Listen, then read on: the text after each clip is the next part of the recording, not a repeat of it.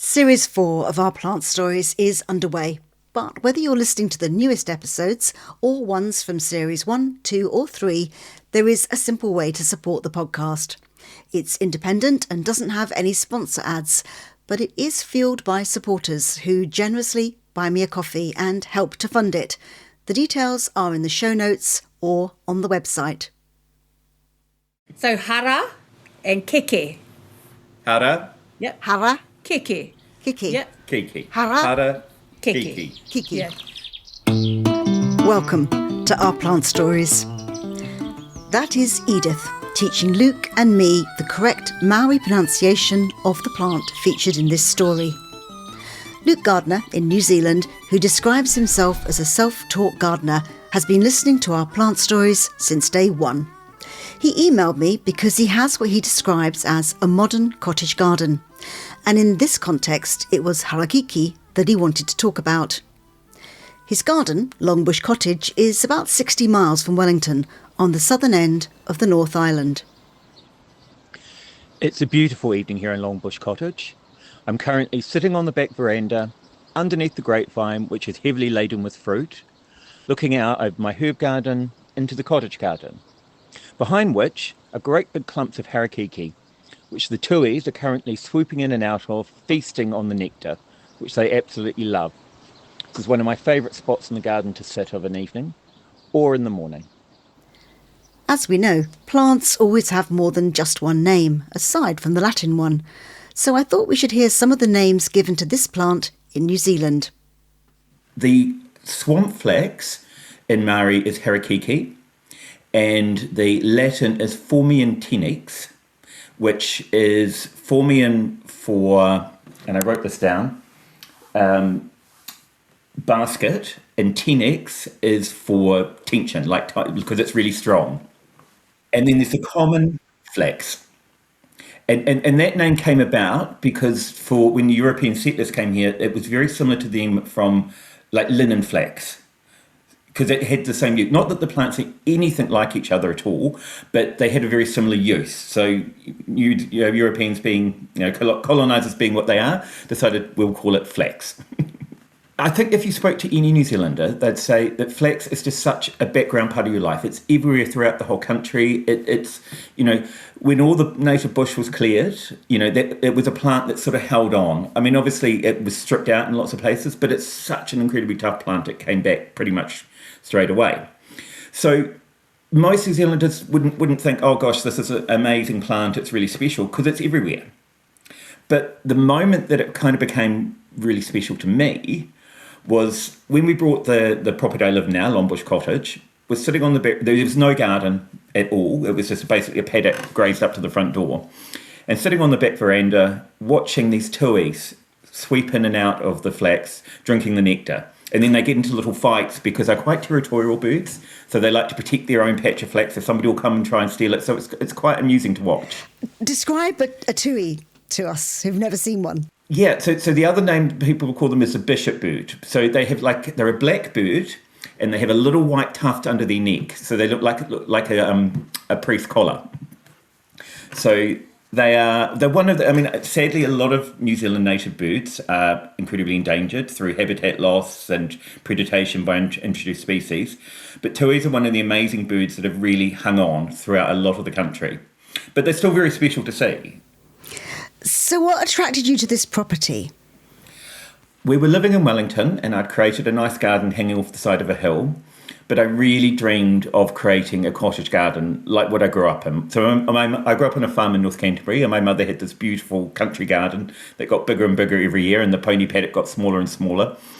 And yeah, so living in Wellington, I was trying to grow the plants that she had, like roses, like tulips, all those cottage garden favourites. And Wellington is not the climate to create that type of garden in. It's an incredibly windy city. Well, it's the windiest city in the world. So, yeah, I was struggling against nature, which is never fun. So we discovered this cute little cottage in an empty paddock, and I completely fell in love with it. And as soon as I saw it, I was like, okay, I've got this idea to create this garden here. And about the only thing in the garden was these great big clumps of flax. Okay, so what did you do with the flax? Were you thinking, I'm going to clear it? Were you thinking, I'm going to live with it? What was your feeling when you saw it? the flax had been planted about 20 years earlier, so it was looking pretty scrappy. So over time with flax bushes, if you're not harvesting the leaves, it ends up with a big pile of dead leaves at the bottom, and then they sort of split, which is probably, in the wild, a way for it to sort of reproduce. So we actually, to move a clump of flax is a bit of a palaver. So we actually used a digger to dig them out, and then I chopped them up into little pieces. So then I had this massive pile of flax, which I've spread over the entire property. So it's everywhere now. It's all down our creek. It's around my pond. Yeah. But I guess the other thing that what made me kind of fall in love with flax and realise that it's so special to this environment is that 200 years ago, the paddock that my garden's in would have been a swamp, a flax swamp. It would have been full of thousands of flax plants, and really wet, like it would have been a swamp, surrounded by totara and native bush on the hills. As Luke alluded to, he didn't grow up in a garden with New Zealand native plants, so I wanted to understand more about that. Well, I think there's that sort of colonising mentality of we've taken this country from, useless land covered in bush, and we've ripped away the native plants and, we've made it into a little piece of England. So I guess it's kind of a hangover from that mentality. I mean, there were acclimatation societies in New Zealand in the 19th century introducing birds and plants, and because they didn't want to live in New Zealand, they wanted to live in England. So they were trying to do everything they could to turn New Zealand into England. And our climate's pretty similar. So in some ways they were annoyingly successful. Interesting. So when it came to you having native plants, you almost had to learn about them again. Totally. I had no experience with native plants. I mean, both my grandfathers were incredible veggie gardeners. My grandmother had a beautiful flower garden, but none of that was native. It was all exotics. Same with my mother's garden. So would your mother's garden have had the birds in it? Would the tui have been in your mother's garden? No. Occasionally you'd get a bellbird and occasionally a fantail where I grew up. And I guess I don't know if there was any thought that the native wildlife was important at all. I mean, I've got blackbirds, starlings, thrushes, sparrows in my garden, all these finches, chaffinches, all these things that were introduced in the 19th century, I guess maybe for predation, but also because they didn't want to hear native birds. They wanted to hear English birds. They wanted to be in England. So it's quite interesting to me that you moved there wanting to create a cottage garden, and yet the plant that you wanted to talk about for our plant stories is flax that you just would not find in a cottage garden. No, I think it works in a cottage garden, but no. And I guess that's the story of my journey, going from somebody who grew up in an environment where you didn't grow natives. I spent 10 years living in the UK and, got to visit all these amazing gardens, which, was really inspiring, but then coming to this piece of land and having the opportunity to create my own garden, I guess the realisation that there's always a sense of place, isn't there? And for my garden to hold its sense of place, it needed to have that mixture of natives and exotics. I mean, I've got lots of roses, peonies, I love lupins, foxgloves, all those cottagey things, but I've used New Zealand natives for the hedging and the framework. So I've got totara hedging through most of the garden, which clips just like English yew, which is a pretty fabulous thing. And crocus as well, I've used as hedging, and grisolinias. Tell me a bit more about that sense of place. I'm interested in that thought. Yeah, I mean, so whilst the paddock that the garden's in, for 150 years would have been part of a working sheep farm, so it has that part of its history. So, it's fenced, it was grazed, it was stock feed, essentially. But, it is surrounded by beautiful hills, and there is still quite a bit of native bush, what they couldn't burn, basically, on the hills.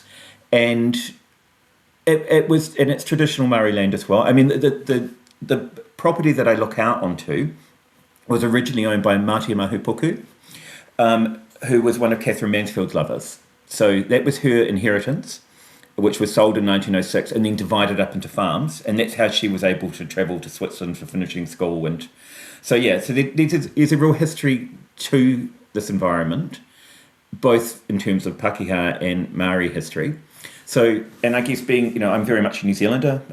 My family all arrived here between 1858 and 1875. So in that very short window. And whilst they all lived in North Canterbury, this is a very similar climate to North Canterbury. So, I guess, and it's about, all of my childhood, all I wanted to do was escape New Zealand. So it took having 10 years living in London to go, actually, I do want to go home. Tell me a little bit about the significance of what flax was used for in New Zealand, why it was such an important plant. So pre-colonial times, it was the Maori used it for pretty much everything. I mean, they made kite or baskets. It was clothing. It was rope. It was, yeah. I mean, it's got so many different uses. But then once Pākehā arrived and started the process of colonisation, the Maori introduced them to what an amazing product it was. So by the 1830s, flax was basically the first industry in New Zealand. So the Maori were taking the flax, scraping it down, and then it was being shipped to Australia to be turned into rope and things.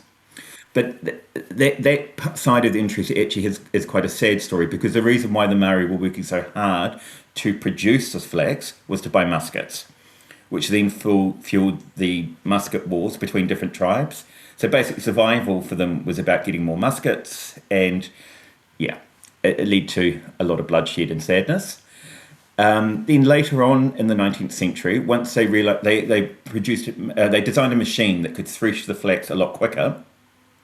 So it became a huge export industry for New Zealand, producing flax to go around the world to make ropes. I mean, because it's one of the toughest natural materials. So in the 19th century, most ship ropes and that would have been made from New Zealand flax. Wow. Have you done anything yourself like that? Have you tried to make, use it in any way to make rope or whatever else? Oh, look, one of those things you do at school in New Zealand is, you'll do a marae visit and you'll do a bit of flax weaving, and which is very fun. I mean, there are incredible artists in New Zealand now using flax to make beautiful kite, which are baskets and art with it. Yeah, and there's there's a national school of weaving in New Zealand, so it's definitely not a dying craft. There are a lot of people learning how to weave. So I'd say there's probably more people doing it now than there has been for years. And to continue our conversation, we wanted to talk to a Maori weaver, and Luke introduced me to Edith Rolls, who introduced herself. So ko te maipi tōku maunga, ko kai hoata tōku awa. Ko taki timu tōku waka he uria hau no te Wairarapa. E noho ana hau ki te tāpiri nui o Whātonga, which I've only just learnt that where I have moved to now is part of 70 Mile Bush. So when we bought our property, we didn't actually realise we were buying our ngāhere back, our forest back. So it's really cool. Edith, just for our sake of our listeners as well, can you translate for me what you said at the very beginning? Oh, that was just showing where I come from. That Te Maipi, so the full name of our mountain range is Te Maipi e Waru o Kupe. We show where we're from through our connection to prominent places in the Wairarapa. Well, that's where I'm from, the Wairarapa. But when I do my pepeha, it shows my connection to the land, which shows you where my tipuna came from and settled.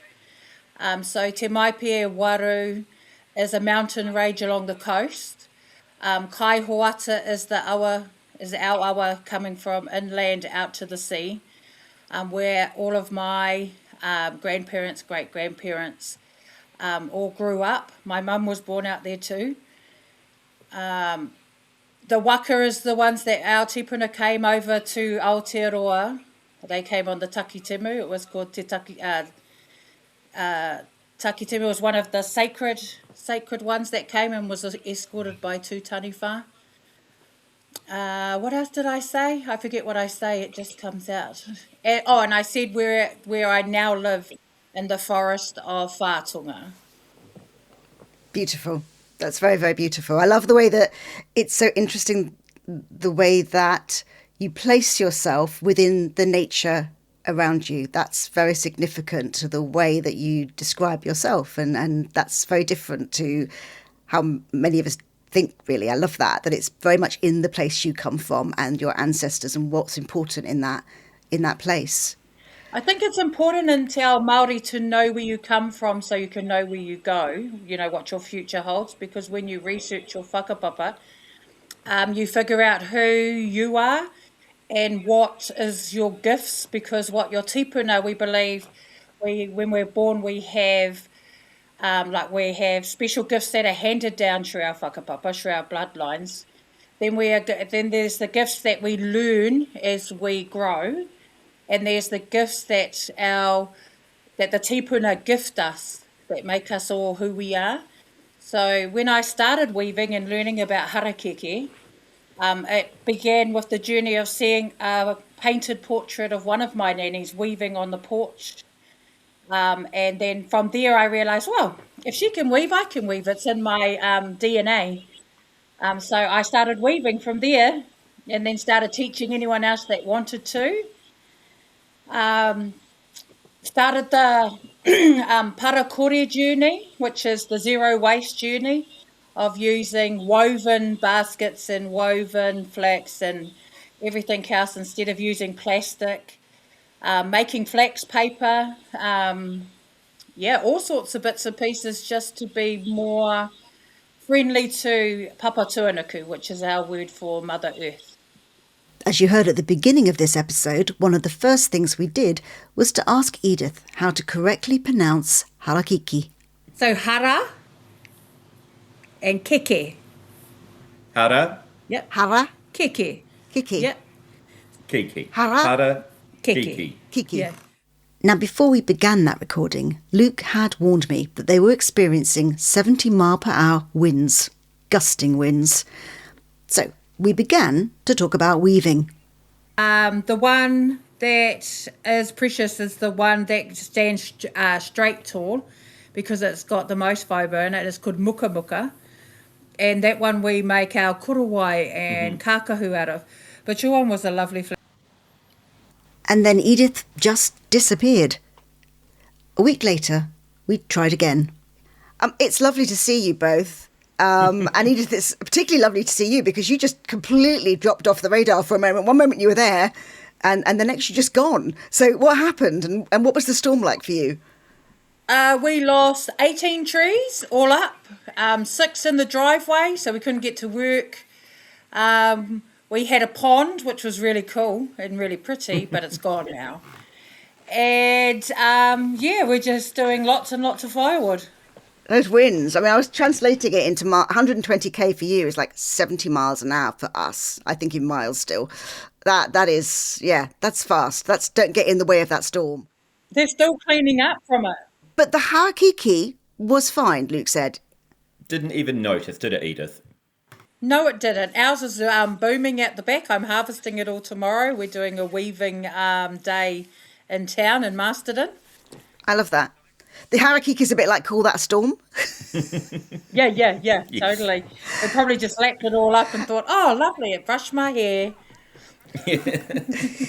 Tell me about weaving with this. How I know nothing about it, so tell me about weaving with Harakeke.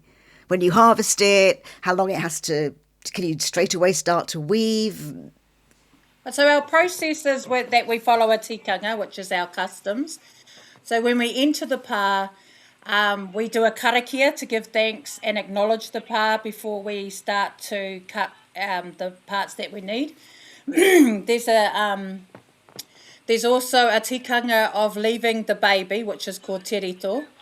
That's the centre shoot. And then we leave the awhi rito, which are the parents. The rito is connected to the mother leaf. That's how we associate it.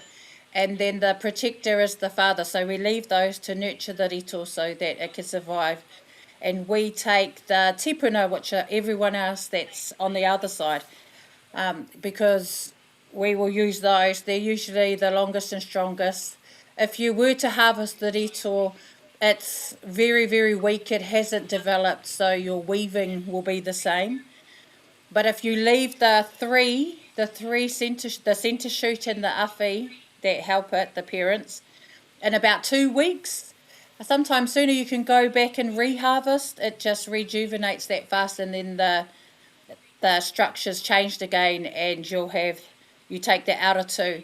And that's how we clean our pa. We give back. We're very respectful, so we protect what we need. We need it as much as it needs us. And the more we clean it, the bugs and any disease that it has. We're just helping it be stronger and clean it as we go. Show thanks, and once we've harvested our leaves, then we start the next process, which usually starts with another karakia. We do all the prep work, and then we can start weaving. How long does it take to weave a basket, for example? A small basket? Depending on what sort of baskets you want. So like if you want a rodo, which is a little basket that we used to use for kai, like individual baskets, that can take you about, depending on your skill set too and your knowledge, can take about half an hour. To do kete whakaido would probably, for very advanced weavers, a day. Depending on the pattern work too that you want in it, because whakaido is about the pattern that you put in, and each pattern that we weave into it tells a different story. They all have different meanings, and usually they tie back to your area, because everything tells a story, just like how the harakeke arrives and all the stories that we have around it have things for us to learn. When we sing our songs too, they have messages in them. They have tikanga in them, how to interact with the harakeke, what to use. It depends, because when our tipuna wrote the songs, they were lessons. They were like going to school.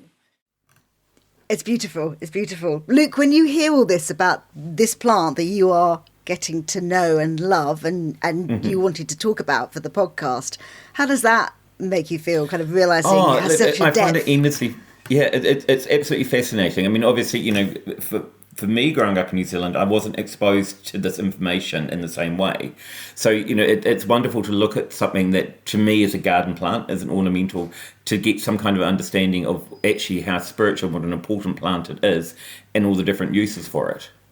And Edith, is that knowledge that in the kind of wider New Zealand communities has been lost slightly to them, although it's obviously not been lost to you because it's something you know? Is it something you're trying to explain and to get people to understand more? I don't know. Well, growing up, we thought everybody knew this. We thought everybody's nan taught them. We didn't actually realise until we met others that didn't know, which was why I thought it was important to start teaching, because it helps you connect, because we're all about connecting to everything in our environment, realising that the importance of everything having a life force and how to live side by side rather than destroying what's around us. And the only way to do that is to show them how we need it as much as we need everything else in our life. And that if we don't look after it, who's going to? So we do the kōrero, like when we do the walking through the forest, and that we talk about if you forgot your drink bottle, and you're thirsty, how you can drink the water out of the puti. We show them about that part and how sweet it is and how hydrating it is, and it's always sitting in there. So if you're ever needing a drink, to rehydrate, just pick the flowers and drink out of them.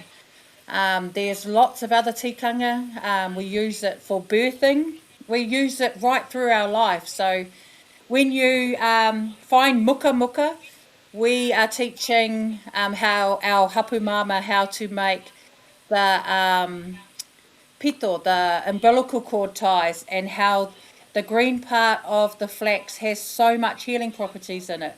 And even when they're dried, you can still use it to tie it off instead of the little plastic things that they use. And that there is antibiotics in it, and it helps baby and mum heal too. There's other things you can do with it. There is so much symbolism and spiritual quality to this plant that we may not understand or know about. It's just incredible. I love the way that it just becomes woven into your lives. Luke, what did you learn when Edith came to see your garden? And also, Edith, what did you think of Luke's garden? Who wants to go first? Who can go first? Yeah. Oh, look, it was super interesting. So I got to meet Edith through a mutual friend, Larissa, who often comes to the garden and has been here, and she creates incredible images. So it was so lovely walking around with Edith and her sort of explaining, but it wasn't just the flax. She's got so much knowledge about so many different plants in my garden that it was just absolutely fascinating. So like I was saying, you know, I plant for beauty and to create a space, but when Edith can look at my garden, she could see all the other practical possibilities you can do with these plants. It's amazing. And what did I learn? I learnt that practicality can be beautiful at the same time, and that I've done a lot of research after that to figure out what partners better, what helps each other grow. I've just started on what will change the ecosystems in my forest. I like to call it my forest now. And out Luke's, I could see the endless possibilities, how everything could slot together and you be used, because I'm all about it having a purpose, because with a purpose you just flourish. And just I don't know, I've got so much space that's working it all out. I only really worried about my flax, which I brought with me, but now I want flowers and everything else, so that it just brings the forest to life, but not takes over where it starts. What do you call it? Like taking over, and I can't have all the ferns and mint everywhere and everything just running away from me and changing the whole whakapapa of the forest. Nice. I think you can have a garden in harmony with the forest as well, though. Yeah, now I think it's going to look amazing once we figure out how to put in. Like I've been researching all the. So I do rongoa Māori, which is using our natives, and I don't know. My boss, who does the healing with the different weeds and flowers and stuff, just gave me all her books. I just went to work and she goes, "I've got a present for you." So now I'm learning about all of those. Yeah, so I just think it was just all meant to Fantastic. be. After visiting your garden, now everybody's giving me all these plant books, and I only put up those photos from that one day, saying how excited I was, and now they're finding me all these books. I've got so many non-native plant books now. I could probably have another shelf on my in my bookshelf just for those. Well, you're welcome to come and raid my garden anytime, Edith. Plants people are always generous people, so... I have actually started organising a weaving wānanga in your glass house. Ah, really? That would be amazing. I would love that. I always love when we feel that connections have been made through a plant story, as I am sure they have been here. So, finally, a word from Luke about how to grow harakeke. Yeah, like I said, so it's an incredibly tough plant. So I think it would be more about thinking how much space you've got for it. So, and then depending on the size, and like again, the color palette's amazing. So you know because of the way the strappy leaves are, so you can mix it in with other plants to give you a real structured effect. So they're pretty unfussy. You know, you can poke them in the ground. They're really easy to propagate just by division, or they're easy to grow from seed as well. I don't really feed my garden. I go a bit of blood and bone, I'd never water the flax in summer, even in a dry summer. They're tough. So if you're doing a dry garden planting, the mountain flax is probably better for that than the swamp flax. And can you grow it in a pot? Absolutely. So the pink one I was talking about that I mix with my tulips, I've got that growing in a pot. More than happy. And yep.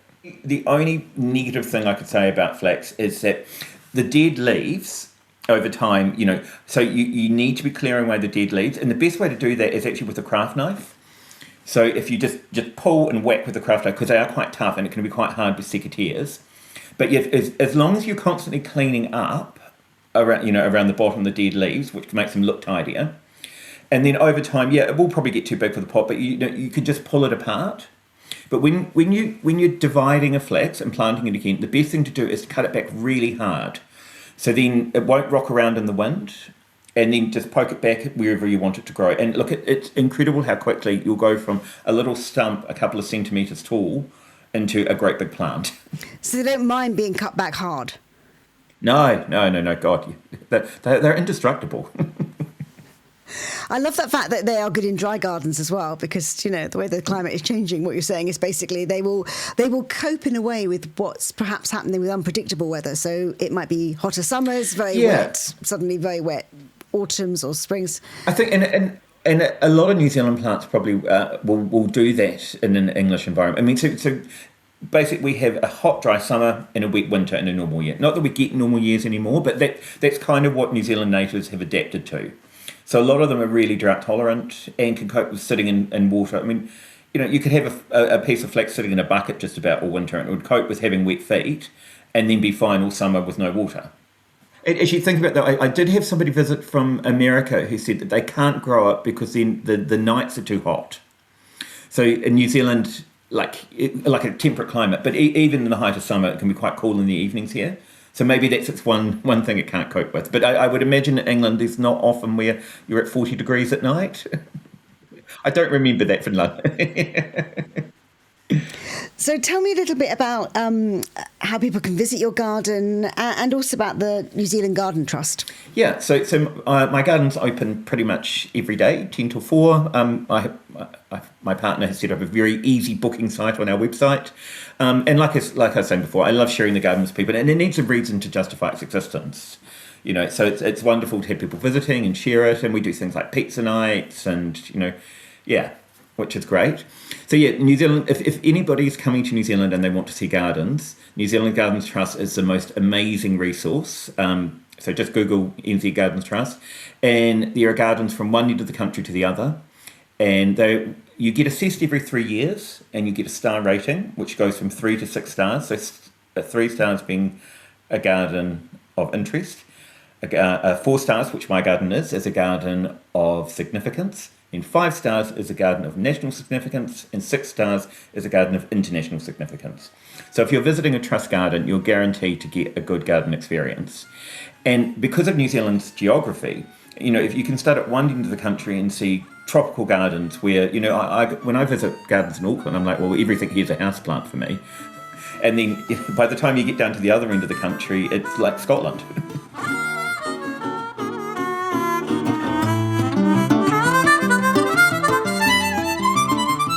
Our Plant Stories is researched, produced and presented by me, Sally Flatman.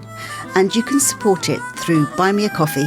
The details are on the website, ourplantstories.com.